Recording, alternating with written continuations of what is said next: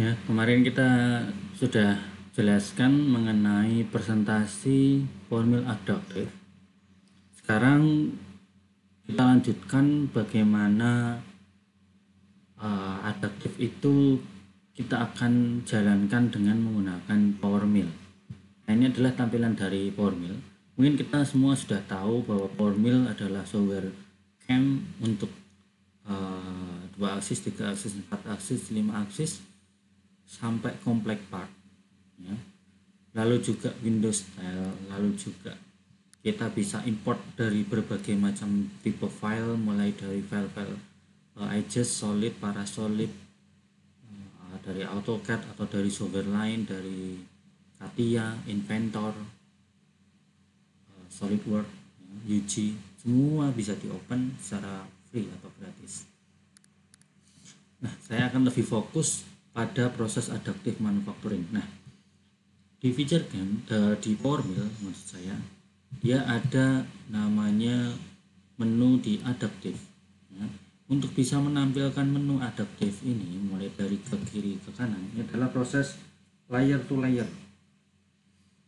proses layer to layer untuk membentuk suatu produk dari 3D model yang sudah kita tentukan dengan menggunakan proses pembuatan produk dari layer to layer seperti 3D printer. Bisa 3D printer dengan steel atau dengan material yang lainnya ya. Nah, ini caranya kita bisa masuk ke klik kanan di sebelah sini atau sebelah kanan. Jadi di klik kanan, di situ ada namanya vertical plugin Windows. Nah, kita bisa klik, lalu nanti di menu plugin Windows kita bisa add semuanya. Lalu klik kanan di area kosong, ada manage plugin, klik kanan, lalu kita bisa ambil namanya Power Mill Adaptive. Kita bisa enable nanti di sini sampai warnanya hijau ya. Nanti bisa enable all, tinggal kita OK sehingga dia otomatis akan masuk. Jadi cukup mudah, klik kanan. Kalau kita mau disable, tinggal kita disable aja, dia akan hilang. Kalau tinggal kita enable aja, dia akan muncul ya, cukup mudah. Situ untuk adaptive pluginnya. Lalu untuk strateginya, banyak sekali strategi yang kita bisa gunakan, mulai dari net web strategi ya. Dari net web strategi di sini kita bisa gunakan semua program yang ada di sini, mulai dari center line offset, oscillation, solid part ya. Contohnya di sini misal saya punya satu part dengan feature construction ya. Dari feature construction kita bisa lihat layernya. Lalu di sini kita bisa lihat juga ambil dengan feature construction dari strategi path controlnya seperti ini. Lalu untuk hasilnya kita bisa lihat dari view layer ya, seperti ini. Kita bisa lihat untuk step over, step down, pengisiannya cukup mudah, mulai dari bawah ke atas. Untuk solidnya kita bisa lihat ya, dari bawah ke atas. Jadi dia akan selalu oscillationnya 45 derajat ya, dari atas ya. Jadi kalau kita lihat untuk Z level seperti ini, kita bisa lihat untuk Z level increment, dia akan ada oscillation angle increment, artinya tidak semua terkunci di 45 derajat. Kita bisa lihat ini waktu pertama, level pertama itu 45 derajat, tapi level keduanya dia akan berbalik jadi 90 derajat ya, terhadap bidang 45 derajat ini. Jadi gini terus berkebalikan ya. Jadi tidak semua area itu 45 derajat. Jadi ini 45, ini 90, 45, 90 gitu ya, sampai ke atas. Jadi tidak konstan 45 derajat semua. Lalu yang lainnya ada part offset. Di part offset kita bisa tambahkan di sini ada part offset ya. Bedanya apa? Bedanya kita bisa lihat di sini dia lebih akan ada offsetnya. Misal offsetnya 2 mili, dia akan nambah di 2 mili. Jadi kalau kita lihat dari head increment ada bedanya, dia lebih kecil offsetnya terhadap bidang yang luar ini, ada jaraknya ya. Jadi ada lebihnya untuk area luar ya. Lalu untuk all setting, misal kita tambahkan untuk garis yang terluar ya, itu bedanya terhadap part offset dan settingan yang lainnya. Kita tinggal klik di sini ada contour pad ya. Contour pad itu artinya menambahkan pad untuk area di luar sehingga nanti akan lebih rapi. Mari kita bisa lihat untuk hasilnya. Lalu yang terakhir ada solid part. Nah, solid part ini kita sudah percaya pada 3D model dari solid ini. Artinya kita tidak perlu melakukan setting yang lainnya. Yang penting kita yang kita butuhkan adalah model 3D dari solid tersebut. Dia otomatis akan membentuk sama persis dengan model 3D yang kita buat. Oke, mari kita lihat antara part offset yang kita bisa lihat view depositnya. Tinggal klik aja view deposit untuk simulasi, lalu kita pilih part offset, lalu tinggal kita play. Nah, kita bisa lihat area luarnya itu kurang rapi. Oke, kita reset kembali, kita buat dengan all setting dengan settingan ada area luar untuk bisa lebih smooth. Nah, seperti ini kita bisa lihat untuk simulasinya, jadi lebih smooth ya. Lalu untuk setting yang lain seperti solid part, nah ini dia akan lebih cepat karena dia hanya membaca solid part dan juga area luarnya sudah smooth. Nah, itu untuk satu strategi bagaimana kita gunakan netpad strategi dan juga feature construction. Oke, sekarang kita masuk ke surface coating. Selain dengan seperti layer to layer dengan model 3 aksis, di sini untuk adaptive manufacturing juga bisa dengan model silinder atau rotary. Nah, bagaimana cara pembuatan programnya? Di sini ada namanya surface coating. Jadi surface coating di sini kita tinggal edit, misal surface coating itu banyak sekali strategi yang kita bisa gunakan. Ada plane ya, seperti 3 aksis, ada silinder ya, silinder standar, ada surface of revolution. Nah, surface of revolution ini itu bentuknya tidak harus silinder, jadi bentuknya lebih bervariasi, tapi silinder yang tidak melulu hanya silinder ya. Dia bisa dengan surface revolution. Lalu juga ada aberrate surface, nanti akan saya lihatkan di area sini. Lalu untuk regionnya atau stylenya terlebih dahulu kita bisa pilih raster, offset, dan emboss ya. Kalau raster seperti raster program seperti biasa, offset adalah 3D offset, emboss adalah yang akan muncul atau kita bikin tulisan gitu ya.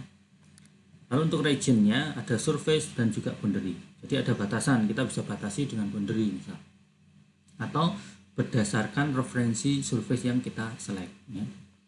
Oke, yang pertama ini adalah main across cycle. Nah, rasternya kita gunakan across one way ya. Layernya seperti ini, surface coatingnya dia berjalan revolution, muter. Across berarti dia berlawanan, dia muter rotary gitu ya.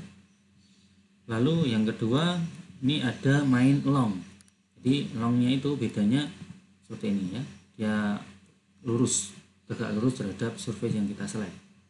Kita ganti aja ke raster, lalu directionnya long.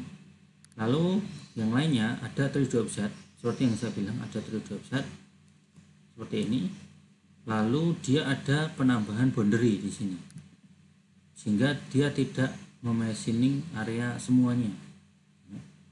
Kita bisa display. Nah, ini boundary-nya sehingga dia tidak perlu semua area yang nah ya, 3D offset terhadap objek boundary ya, seperti ini. Di sini boundary.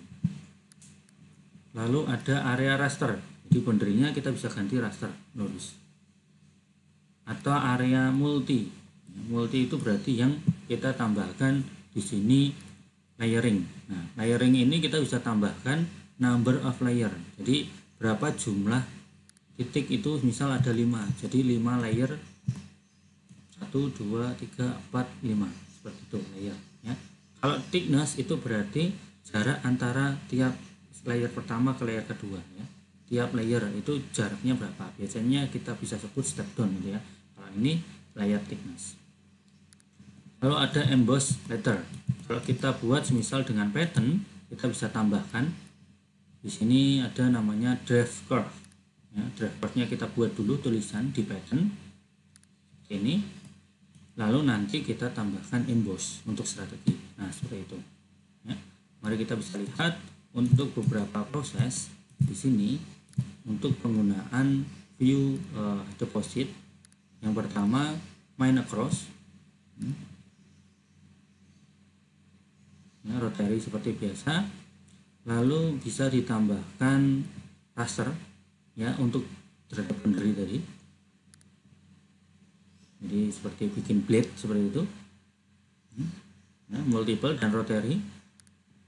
Lalu juga ada namanya emboss. Nah, seperti ini. Ini cukup mudah dalam pembuatan program adaptive manufacturing. Selain itu, kita bisa buat program dengan di surface coating part 2 ya. Misal seperti ini, partnya freeform, lalu ada beberapa bidang gitu ya. Kita bisa buat 3 layer seperti ini. Lalu kita bisa buat per case, artinya per surface. Kita buat surface ini dulu, yang lainnya nanti menambahkan, misal bagian ini dan ini ya. Nah, itu seperti biasa kita buat surface coating dengan ABRT surface, lalu referensinya base ini, programnya raster dan boundary. Kita bisa siapkan boundary seperti ini, seperti kotak biasa ya, kotak ini coating surface. Lalu yang kedua kita tambahkan profile circle. Misal profile circle ini dia menambahkan di area sini ya, tentunya juga dengan boundary. Kalau tidak boundary biasanya referensinya dengan surface ya. Kita bisa lihat surface-nya ini kita bisa masukkan ke level ya. Ini ada profile circle, kita bisa lihat semuanya. Nah ini nanti yang akan kita masukkan ke sini, profile circle, sebagai referensi untuk pembuatan adaptif seperti itu. Nah mari kita lihat untuk proses simulasinya. Masuk ke adaptif, kita lihat view deposit. Yang pertama 3 layer seperti ini, lalu kita tambahkan profile circle ya, seperti ini ya. Cukup mudah, jadi bisa berkombinasi dengan step program yang berkelanjutan seperti itu. Lalu untuk adaptif yang lainnya ada namanya feature construction.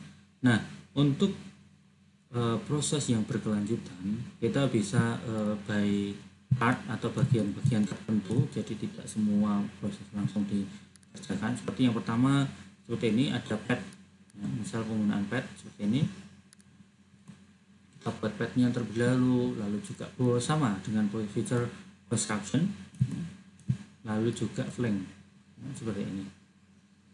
Langsung saja kita bisa lihat bagaimana untuk proses simulasinya. Yang pertama pad nah, ini juga bisa berstep ya. Ini saya buat kebetulan hanya cuma 1, lalu boss itu naik ke atas, lalu juga kita bisa tambahkan plank ya, seperti ini atau nanti bisa dilengkapi lagi untuk rodarinya seperti itu. Jadi cukup mudah dalam pembuatan program di berbagai macam tipe model yang sebelumnya saya presentasikan ya. Selain itu kita juga bisa gunakan di surface robot gitu ya. Nah untuk di robot kita bisa aktifkan terlebih dahulu. Di sini ada vertical plugin, lalu di sini kita bisa ambil untuk beberapa tipe robot ya, banyak sekali, ABB, Autodesk Common, Epson, Fanuc, Hyundai, Kawasaki, Kuka, dan lain sebagainya. Misal saya ambil di sini, tinggal saya double klik, ya, dia akan otomatis masuk untuk mesin simulationnya. Ini 1:1. Misal saya gunakan dengan welding, ya, seperti ini, welding. Lalu untuk position benda kerjanya kita bisa posisikan di sini mungkin untuk posisi partnya. Lalu untuk programnya kita bisa buat seperti ini. Untuk pengaturannya cukup mudah. Di sini pertama robot library yang kita tinggal open, lalu kita bisa add, lalu kita bisa masuk ke robot cell untuk konfigurasi originalnya. Ya, kita juga bisa buat originalnya baru untuk X, Y, Z. Lalu kita tinggal set new original, ya. Lalu juga kita bisa kontrol secara manual untuk semua ini, virtual text pendant, lalu juga rotary table calibration, gitu ya, semua. Lalu setelah oke, untuk positioning cell ada robot control, sehingga robot control ini semua aksis dari A hingga E2 statis itu kita bisa gerakkan, ya, ini, lalu B2 nya, lalu C, lalu D, ya, untuk rodarnya, lalu E, ya, semuanya kita bisa jelaskan, bisa gunakan E, ya, atau bisa kembali ke home seperti ini. Jadi dikembalikan ke home untuk bisa kita reset seperti itu. Oke, kita bisa reset ke home seperti ini untuk kita bisa untuk simulasi, ya. Untuk simulasi tinggal kita play aja. Nah seperti ini, nanti saya akan membentuk proses adaptive manufacturing di robot. Misal ini dengan contohnya menggunakan robot simulasi di sini, ya, dengan adaptive manufacturing. Selain itu, nanti setelah kita lihat untuk simulasinya, kita juga bisa gunakan tool control, lalu juga kita bisa keluarkan NC code di sini, lalu tinggal kita jalankan ke mesin. Seperti itu. Ini cukup mudah dalam pembuatan program di 3 aksis, rotary maupun dengan robot di adaptive manufacturing. Ya, cukup banyak yang kita bisa pelajari di sini untuk beberapa strategi. Oke, mungkin yang itu saja yang bisa saya sampaikan mengenai adaptive manufacturing, mulai dari 3 aksis sampai robot program. Terima kasih.